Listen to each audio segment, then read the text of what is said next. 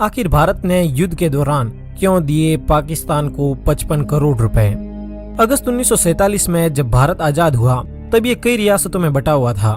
जूनागढ़ और हैदराबाद जैसी रियासतें पाकिस्तान के साथ जाना चाहती थी, लेकिन इनमें कश्मीर जैसी कुछ ऐसी रियासतें भी थी जो अपनी स्वतंत्र और अलग पहचान चाहती थी। ये ना तो भारत के साथ जाना चाहती थी और न ही पाकिस्तान के साथ। कश्मीर की अधिकतर आबादी मुस्लिम थी, लेकिन इसके राजा हरि सिंह हिंदू थे, जबकि कश्मीर की पॉलिटिकल पावर शेख अब्दुल्ला के हाथ में थी। शेख अब्दुल्ला एक सेकुलर स्टेट यानी धर्मनिरपेक्ष राज्य में विश्वास रखते थे, इसलिए वे ना तो भारत के साथ संधि कर रहे थे और न ही पाकिस्तान के साथ। आजाद होने के बाद भारत ने शेख अब्दुल्ला और हरि सिंह को मनाने की काफी कोशिश की, पर ये तमाम कोशिशें नाकाम रही। इसी बीच पाकिस्तान के कबायली लड़ाके और पाकिस्तानी फौज ने कश्मीर पर हमला कर दिया। घबराए हुए हरि सिंह भारत सरकार से मदद मांगते हैं। इस पर भारत सरकार उनकी मदद करने को तैयार हो जाती है, पर साथ में एक शर्त भी रखती है कि अगर वे भारत के विलय पत्र पर हस्ताक्षर करेंगे तभी भारतीय फौज उनकी मदद करेगी। हरि सिंह जल्दबाजी में विलय पत्र पर हस्ताक्षर कर देते हैं। अब विलय पत्र पर हस्ताक्षर होने के बाद दोनों देशों के बीच युद्ध शुरू हो जाता है, लेकिन इस युद्ध के दौरान भारत सरकार एक ऐसा फैसला करती है जिससे हर कोई हैरान रह जाता है। भारत सरकार घोषणा करती है कि वो पाकिस्तान को 55 करोड़ रुपए देगी, और जाहिर सी बात है कि अगर भारत सरकार ऐसे समय में पाकिस्तान को ये पैसे दे रही थी तो पाकिस्तान जरूर इन पैसों का इस्तेमाल युद्ध में ही करता, जो कि भारतीय सेना के लिए काफी मुश्किलें खड़ी कर सकता था। पर अब सवाल ये उठता है कि भारत सरकार ने युद्ध के दौरान आखिर इतना खतरनाक फैसला क्यों किया, और आखिर वो ऐसी कौन सी परिस्थितियां थी जिनके कारण पाकिस्तान ने आजाद होते ही भारत के खिलाफ युद्ध छेड़ दिया। चलिए जानते हैं इन सब सवालों का जवाब, और साथ ही ये भी जानते हैं कि आखिर क्यों माउंटबेटन और अंग्रेज सरकार को सरदार पटेल के सामने घुटने टेकने पड़े। 14 अगस्त 1947 की शाम जब माउंटबेटन पाकिस्तान के स्वतंत्रता समारोह में भाग लेकर वापस लौट रहे थे, तब उन्होंने अपने हवाई जहाज से देखा कि मध्य पंजाब में एक जगह जमीन से एक बहुत बड़ा काले धुएं का गुब्बार ऊपर की ओर उठ रहा था। माउंटबेटन को पहले तो कुछ समझ नहीं आता, लेकिन बाद में वे समझ जाते हैं कि धुएं का गुब्बार कुछ और नहीं बल्कि भारत पाकिस्तान के बंटवारे का एक निशान है। अगस्त 1947 में जब भारत और पाकिस्तान दोनों अलग हुए, तब लोगों को लगा कि ये बस कुछ ही समय की बात है और बाद में दोनों देश फिर से एक हो जाएंगे। लेकिन कौन जानता था कि जो दूरियां 1940 के दशक में पड़ी थी, वो आज 7 दशक बाद भी वैसी की वैसी ही रहेगी। विभाजन के बाद लोगों के बीच की दूरियां इतनी बढ़ गई कि कल तक जो लोग एक दूसरे के साथ खाते पीते थे, आज वही एक दूसरे की जान के दुश्मन बन चुके थे। दोनों देशों को जोड़ने वाली रेलगाड़ियां जिंदा ताबूत बन गई थी। 15 अगस्त 1947 को लाहौर से अमृतसर जाने वाली एक ट्रेन लाहौर से तो जिंदा यात्रियों को लेकर रवाना हुई थी, लेकिन अमृतसर पहुंचते पहुंचते पूरी ट्रेन मुर्दों से भरी हुई थी। इस ट्रेन के आखिरी डिब्बे पर लिखा हुआ था कि नेहरू और पटेल के लिए आजादी का तोहफा। कुछ इसी तरह का हाल पाकिस्तान स्पेशल ट्रेन का भी हुआ। यह ट्रेन दिल्ली से पाकिस्तान जाने वाली अफसरों की ट्रेन थी, लेकिन लाहौर तक पहुंचते पहुंचते इस ट्रेन में 2 लाशें भी थी। विभाजन की इस आग ने न सिर्फ लोगों को प्रभावित किया, बल्कि कई रियासतें भी ऐसी थी जिनके नवाब और राजा भी ये तय नहीं कर पा रहे थे कि उन्हें किस तरफ जाना है। पश्चिमी भारत की जूनागढ़ रियासत के नवाब मोहम्मद महाबत खान तो मुस्लिम थे, लेकिन जूनागढ़ की 90% से भी ज्यादा आबादी हिंदू थी।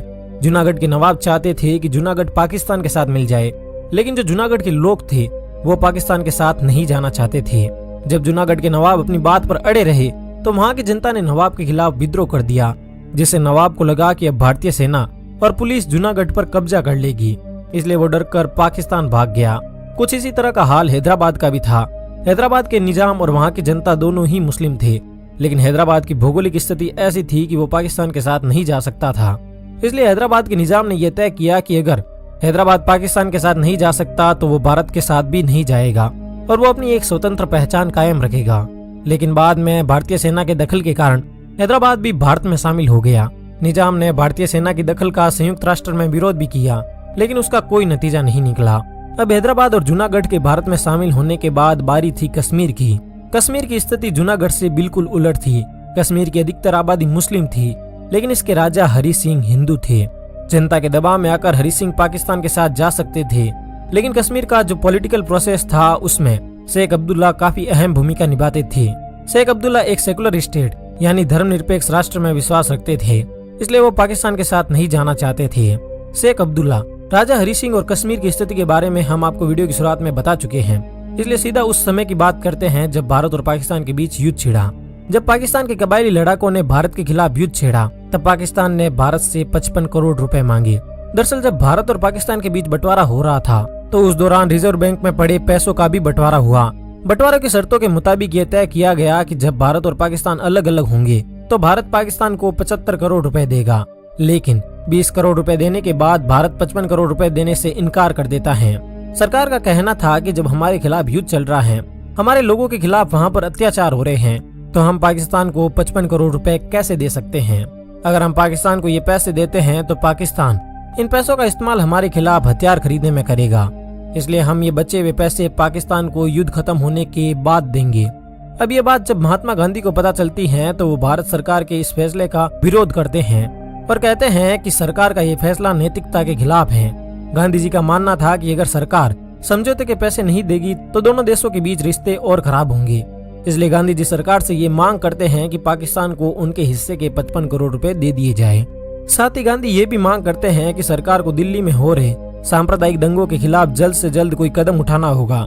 सरकार को दिल्ली में रहने वाले मुसलमानों को ये आश्वस्त करना होगा कि वे उनके घरों और मस्जिदों को उपद्रवियों से छुड़ा लेंगे। अब जब गांधी जी को ये लगने लगा कि सरकार उनकी मांगों पर कोई कदम नहीं उठा रही है, तो 13 जनवरी 1948 को वे तकरीबन 12 बजे सरकार के खिलाफ आमरण अनशन पर बैठ जाते हैं। कुछ उग्रवादी हिंदू संगठन गांधी जी के इस अनशन का विरोध भी करते हैं। इन संगठनों का मानना था कि अगर पाकिस्तान में हिंदू और सिखों को मारा जा रहा है तो भारत में मुस्लिमों को क्यों छोड़ा जाए। दिल्ली में सांप्रदायिक तनाव के कारण कई मुसलमान अपना घर छोड़कर पुराने किले और हुमायूं के किले में रहने लगे।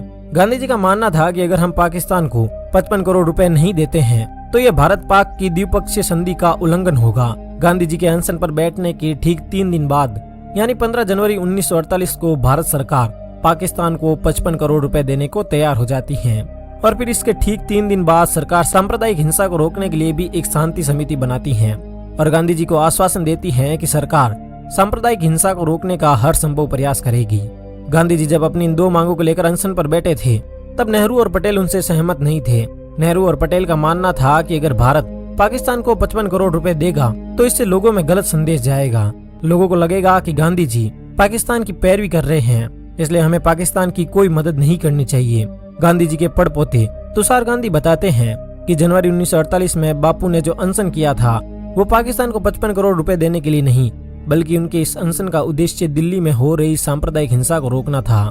तुषार आगे बताते हैं कि पटेल जी और नेहरू सक्रिय राजनीति में थे, इसलिए उनके लिए जन भावना काफी मायने रखती थी, पर बापू को तो राजनीति और जन भावना से कोई मतलब नहीं था।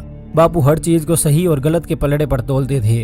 अगर कोई चीज उन्हें गलत लगती तो बिना किसी की चिंता किए उस चीज के खिलाफ खड़े हो जाते हैं। साथ ही बापू को वादा खिलाफी से भी नफरत थी। अब जहां भारत में गांधी जी सांप्रदायिक हिंसा को रोकने का प्रयास कर रहे थे, वहीं दूसरी तरफ पाकिस्तान में वहां की संविधान सभा के आरंभिक भाषण में पाकिस्तान के संस्थापक मोहम्मद अली जिन्ना पाकिस्तान के अल्पसंख्यकों से ये वादा करते हैं कि पाकिस्तान उन्हें उनके धर्म का पालन करने की पूरी आजादी देगा। लेकिन कांग्रेस का मानना था कि जिन्ना का ये वादा सिर्फ दिखावा था। कांग्रेस के नेता तो जिन्ना से इतना नाराज थे कि कांग्रेस ने जिन्ना के साथ किसी भी तरह का सहयोग करने से बिल्कुल मना कर दिया। 27 जून 1946 को माउंटबेटन ब्रिटिश सरकार को अपनी एक रिपोर्ट भेजते हैं जिसमें वे बताते हैं कि पटेल ब्रिटिश राज की 7 प्रिंटिंग प्रेस में से एक भी प्रिंटिंग प्रेस पाकिस्तान को देने को तैयार नहीं है। हमने जब पटेल से इस विषय में थोड़ा सोचने को कहा तो उन्होंने गुस्सा करते हुए कहा कि पाकिस्तान को अलग होने को क्या मैंने कहा था। माउंटबेटन आगे बताते हैं कि जब मैंने जुलाई में पाकिस्तान से संविधान सभा की बैठक दिल्ली करने का प्रस्ताव रखा तो नेहरू और पटेल ने इस चीज से साफ साफ इनकार कर दिया। भारत के आजाद होने के बाद कुछ समय तक तो नेहरू और पटेल के जिन्ना के खिलाफ सख्त रवैये के कारण भारत और पाकिस्तान के रिश्ते खराब ही रहते हैं, लेकिन बाद में आगे जाते जाते ये रिश्ते थोड़े थोड़े सुधरते हैं। लेकिन फिर 1965 के भारत पाक युद्ध के बाद ये रिश्ते लगातार बिगड़ते जाते हैं। भारत पाकिस्तान के रिश्तों पर आपका क्या मानना है, हमें कमेंट सेक्शन में जरूर बताइए। और आपको क्या लगता है, क्या भारत सरकार ने वो 55 करोड़ रुपए देकर सही किया था या गलत किया था? और अगर आप 1947 के उस भयानक दौर के बारे में जानना चाहते हैं तो आप हमारा ये राइट साइड में दिया हुआ वीडियो देख सकते हैं। धन्यवाद।